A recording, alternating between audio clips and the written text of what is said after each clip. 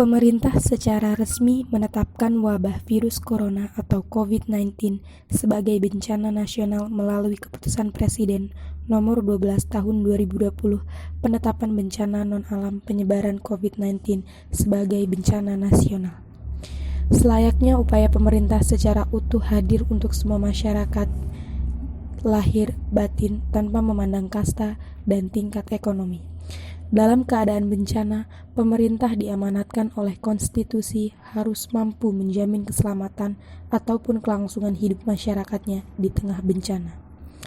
Semua upaya yang saat ini sedang dilakukan pemerintah melalui langkah-langkah pembatasan sosial untuk membatasi penyebaran wabah virus menakutkan ini, tentulah akan berdampak kepada daya masyarakat dalam mengikuti himbauan pemerintah.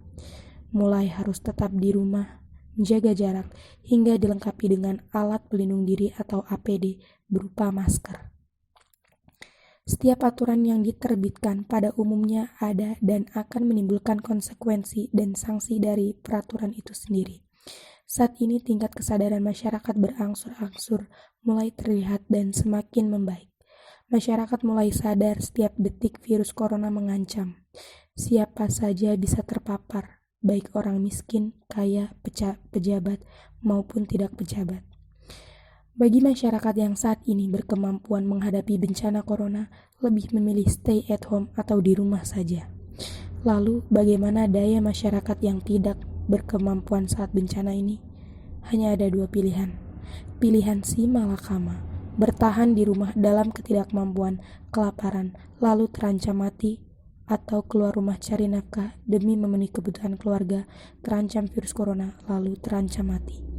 Dalam menghadapi bencana ini, pemerintah mau tak mau harus 100% menjamin keberlangsungan hidup semua rakyatnya, tanpa memandang kasta dan tingkat ekonomi, agar aturan yang dikeluarkan bisa secara optimal diikuti masyarakat.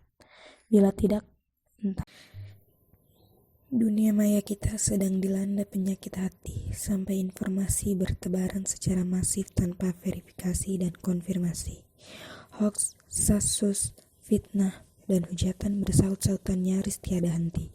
Informasi sumir yang sudah usang datang silih berganti, tersebar melalui Facebook, Twitter, hingga grup-grup WhatsApp. Virus itu langsung menyerang otak, mengoyak nalar insani.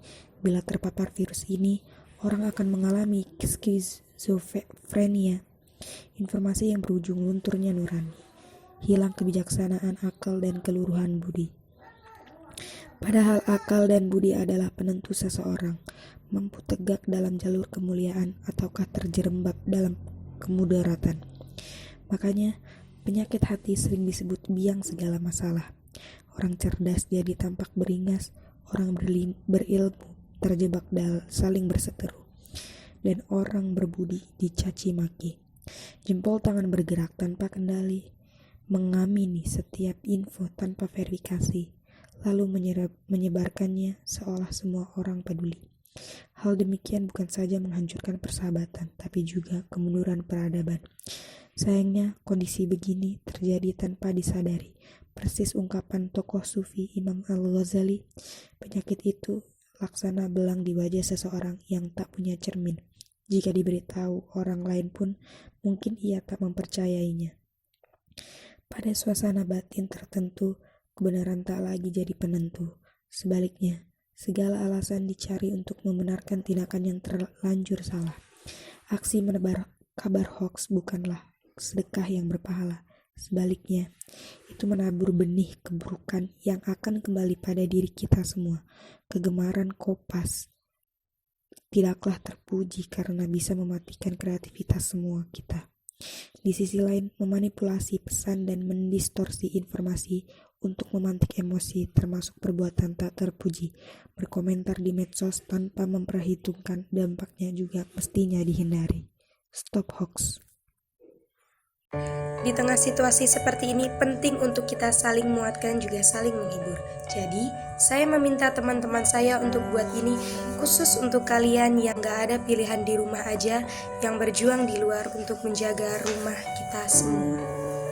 Kagem sampean sing tasih berjuang ngelawan virus anu keur eureun di awak maneh.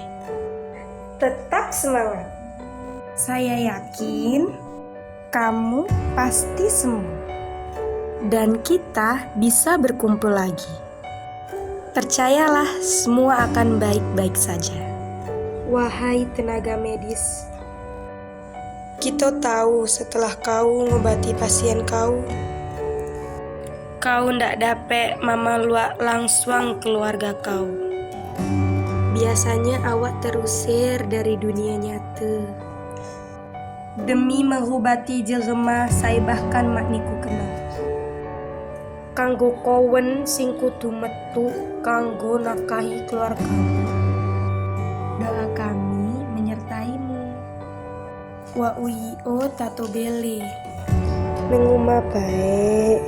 Tebarkan cinta dan kasih sayang pada keluargamu. Hingga esok